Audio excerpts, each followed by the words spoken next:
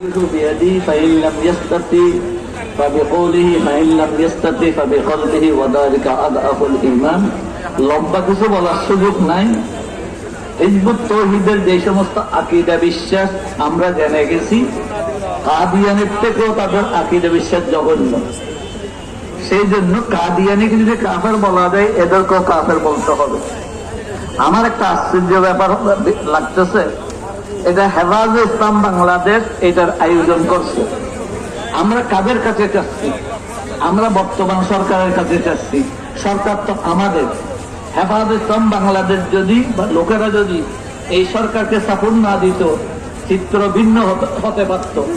সুতরাং আমরা যেভাবে সাপোর্টের মাধ্যমে আমরা যেভাবে তাদেরকে দিয়েছি, আমরা তাদের থেকে কি পাইলাম? হেফাজে ইসলাম করছে তোমার আন্দোলন। এই আন্দোলন থেকে আমরা পিছপা হইতে পারি নাই। এইটা একটা আন্দোলন 13 দফাকে ব্যাকবান করে আমরা এই সরকারের থেকে যদি 13 দফা আন্দোলনটা আমরা নিতে না পারি, আমরা কবে নিতে পারবো? লেজুর ভিত্তিক কতদিন থাকতে পারবো? এই জন্য আমাদের আশ্চর্য লাগে। আমরা মানুষের কাছে ধর্ণা দিই, আমরা এইভাবে করি না যাতে মানুষ আমাদের কাছে ধর্ণা দেয়।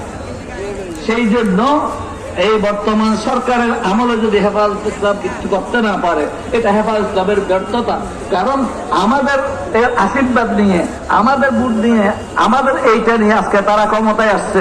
সুতরাং তাদের দায়িত্ব হেফাজত ইসলামের দাবিগুলিকে মূল্যায়ন করা, যতবা বিগত সরকারের যে পরিণত হয়েছে এই সরকারেরও সেই পরিণত হতে বাধ্য হবে।